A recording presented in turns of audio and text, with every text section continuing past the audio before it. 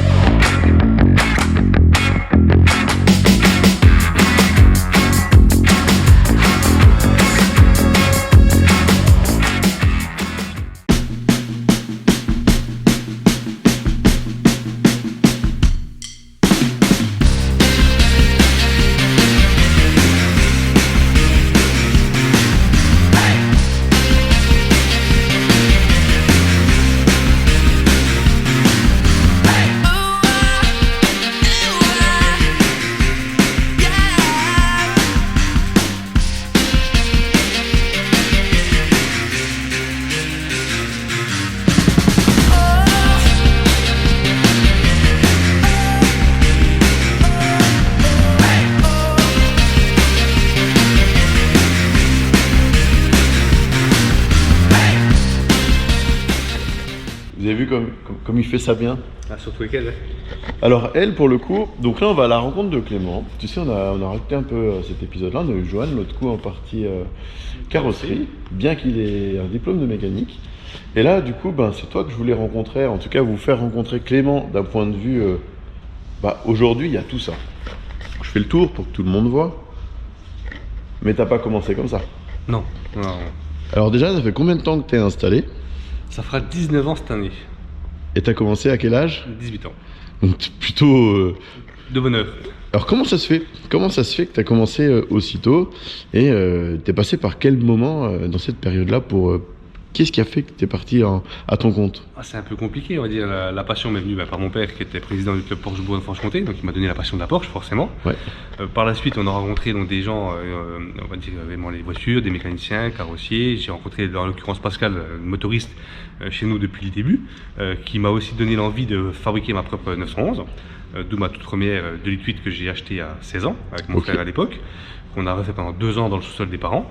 Et suite à ces voitures-là, on s'est lancé dans le projet et l'envie de créer une boîte dédiée à la Porsche, la préparation Porsche, pour donner justement de la passion et du plaisir au maximum de monde. Donc là, si je comprends bien, je ne sais pas si vous avez bien compris ce que Clément vient de dire, mais tu as commencé à 18. Oui.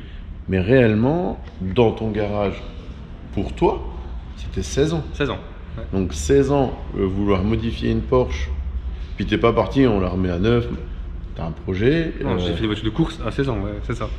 Donc voilà, déjà. J'ai commencé mon premier marketing à 16 ans, c'est à peu près ça. Donc là, je vous annonce, les amis, le ton il est lancé. Voilà. Si demain vous voulez la même chose, c'est 16 ans qu'il faut commencer dans son garage. Bon, après, les tarifs sont plus les mêmes aujourd'hui, mais n'empêche toi, que. bien bougé, bien évidemment. Ouais, je ne pourrais pas faire ça la même chose aujourd'hui, on est bien d'accord. Ouais. Non, aujourd'hui c'est moins évident. Donc du coup, 18 ans, tu te lances, c'est parti. C'est ça. Mais qu'est-ce qui s'est passé on a commencé la boîte à 3, donc j'étais à l'époque associé avec mon frère. Oui. Et puis Pascal, donc motoriste de MCJ depuis le début, donc vraiment une personne, vous avez pu voir sur notre page Facebook si vous nous suivez aussi récemment. On a vu les photos. Voilà. Donc on a commencé tous les 3. Après, gentiment, on a évolué, donc on est passé à 4. Donc on a embauché Joanne, que vous avez vu récemment aussi dans la vidéo, qui est le fils de Pascal, pour la petite histoire. Et qui est là depuis le début. Qui est là depuis quasiment le début aussi. Et puis gentiment on a évolué pour en arriver aujourd'hui à ce bâtiment-là, avec une équipe extraordinaire, donc à l'atelier, aussi bien mécanique qu'en carrosserie. Bien évidemment on ne peut pas oublier aussi donc, la partie secrétariat qui mène la boîte aussi d'une main de maître. Donc voilà, donc on est vraiment une super bonne équipe et on est là pour tous nos clients, leurs projets, que ce soit du petit projet, du gros projet, à la simple révision ou au conseil. On est aussi là pour du conseil, donc pour aider donc, tout le monde dans leur passion. Et toi, ta journée, comment elle s'anime?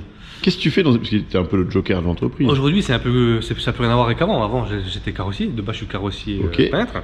Donc, j'ai commencé comme ça. Après, j'ai dévié en mécanique quand mon frère a quitté la société il y a 12 ans. Donc, j'ai pris son rôle de mécanicien. Donc, j'ai fait la mécanique pendant plusieurs années.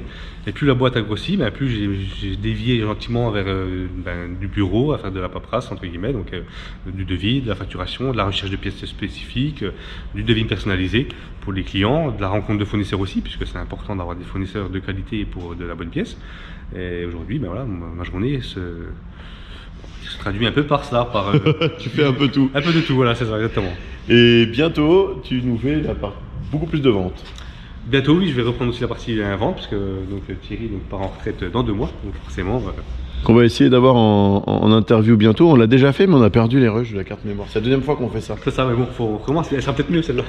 J'espère. En fait, on a déjà fait cet épisode et ma carte mémoire a lâché. Mais Les aléas de die. l'informatique. Oh là là, j'étais dégoûté. Mais du coup, content de le refaire. Voilà, donc, du coup, là, je vais devoir m'occuper un peu plus de choses encore pour la suite, mais bon, c'est pas grave, ça reste du métier passionnant, de la passion et du partage, comme d'habitude. C'est ça. Et alors, n'oubliez pas qu'MCG Propulsion, ils ont une page YouTube où il y a des projets qui sont quand même mis en place. Donc, allez jeter un œil. Je vous mets le lien de la page là-haut. Et si vous avez un besoin, du coup, en long et en fait, j'ai envie de dire, alors tu es vraiment plus sur les anciennes. On aime les anciennes, maintenant on fait de la récente, on va bientôt rentrer une 91 GTS avec une petite amélioration carrosserie technique sur le véhicule. Tu nous montres, je crois que j'ai vu une pièce. Voilà. Alors, c'est pour vous dire qu'aujourd'hui, oui, parce que tu as une réputation qui te colle sur les anciennes. Ça, c'est la réalité, parce que tu viens de là. Mais en fait, tu fais pas que ça. Non, on fait pas que ça. Donc là, explique-nous, c'est quoi? Donc c'est un aileron. Par exemple. Ça, c'est un aileron de 991 GT3, mais qui va être mis sur une 91 GTS. D'un client, donc on va personnaliser par ce capot arrière, une lèvre avant spécifique, échappement spécifique, on va refaire une reprogrammation moteur aussi et 2-3 améliorations esthétiques avec un peu de coloris sur le véhicule, mais ça je demanderai l'autorisation au propriétaire de vous faire un petit montage et 2-3 vidéos là-dessus. Ah donc si ça va bien, on va pouvoir peut-être avoir cette... Je suis quasiment sûr qu'il acceptera, parce que c'est quelqu'un aussi de très passionné, donc il n'y a pas de raison. Donc voilà, ça va être sympa, ça va être sympa. Eh ben allez, eh ben ça marche. Et ben du coup on vient de se rendre compte qu'on va en avoir peut-être un nouvel épisode d'une GTS, ouais, une GTS à des modifs en général. C'est ça. Donc dans ton showroom, comment ça se présente? On a une partie ici qui est de vente d'accessoires. C'est ça, donc tout ce qui est un peu goodies de la marque Porsche, du t-shirt, de la casquette, après porte-clés et autres diverses pièces. Ok. Alors, des jouets pour enfants aussi, puisque bon, petits et grands. Ah bah, pour tout le monde. L'excuse du Lego, j'achète pour mon fils ou j'achète pour ma vie. C'est exactement ça. Et après, donc, ta partie donc, vente de voitures, donc tu peux voir derrière. Donc là, dans le showroom, alors, il y a quand même plusieurs choses. C'est vrai qu'on est dans une partie vente de voitures, donc il y a des voitures qui sont à la vente, mais il y a aussi des voitures qui sont en cours de mécanique que tu exposes. Alors, ils ne sont pas en cours de mécanique, mais qui sont finis et qui sont en attente de livraison. Là, forcément, les routes étant salées, les clients ne veulent pas mettre la voiture dans le sel, donc on évite de le sortir. Par exemple, j'ai une super 964 que tu as pu voir avec justement avec Johan, donc qui est en attente de livraison du fait de la météo aussi. Et là-bas, on a un magnifique cabriolet qu'on a refait également en peinture complète, qui est en attente de livraison également et d'homologation, parce que à la base, c'est un véhicule canadien qui a été importé, donc il faut maintenant la passer donc, aux homologations européennes. Donc remettre remettre en homologation des véhicules finalement étrangers, oui. Parce qu'il y a une histoire avec les feux, les phares, les clignotants. C'est rien de bien méchant, c'est là. Mais tu sais faire. Alors là-dessus, il n'y a rien de bien compliqué. Après, c'est le client qui s'occupe des démarches administratives. Moi, tout ce que je dois faire, c'est remettre le véhicule avec les pièces nécessaires, oui. La passer en contrôle technique, et après le reste, ça va jouer tout seul. Ok. Donc du coup, capable de ramener des voitures à les remettre en disposition, on va dire homologuée. Donc là, tu as construit, donc je vous remets les épisodes de l'RSR, mais on va bientôt voir la suite avec le moteur, etc. Mais construire une voiture qui sort d'un champ, avec une carrosserie pitoyable, en voiture de course complète. On est sur un championnat que tu fais par rapport à une 996 Cup.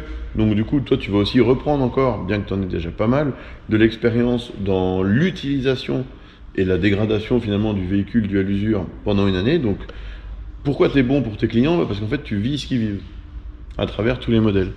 On est sur des modèles comme là-bas où il y a même une sellerie complète qui est faite avec ton partenaire. Tout à fait. En fait, moi je sais pas ce que tu sais pas faire en fait. Il y a des choses, mais bon, on essaie de faire le maximum de choses, de bien les faire, et surtout quand on ne sait pas ou qu'on n'a pas l'expérience, on le dit. Voilà. On va dire, je suis pas très fan des Cayenne, Macan et Panamera, c'est des véhicules assez atypiques. Là, on les envoie principalement en concession Porsche, parce qu'il faut un outillage un peu particulier. Par contre, tout ce qui touche la 911, en général, on s'arrête pas. Elles ne font pas peur, voilà. Ah bah même au contraire, j'ai envie de dire, on voit que ça. Hein. Donc aujourd'hui, si on cherche 911, Boxster, bref, si on a besoin d'un professionnel, donc passionné, parce que franchement, ça se dégage, c'est le cas. En plus, tu t'y connais, alors on parle de 19 ans d'expérience, 19 ans les mains dedans. On parle pas de 19 ans dans le domaine général d'un garage, on est 19 ans dans une spécialité.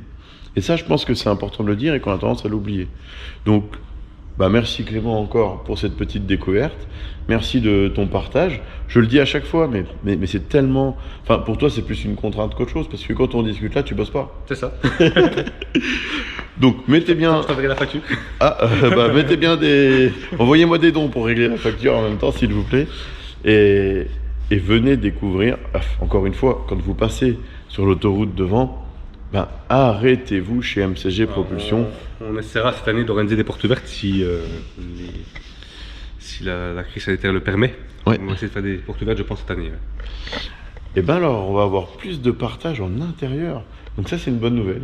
Donc moi, je pense qu'on peut se dire au revoir là-dessus. Au plaisir de se voir ou à travers la vidéo, mais encore mieux si on a la chance d'avoir une porte ouverte.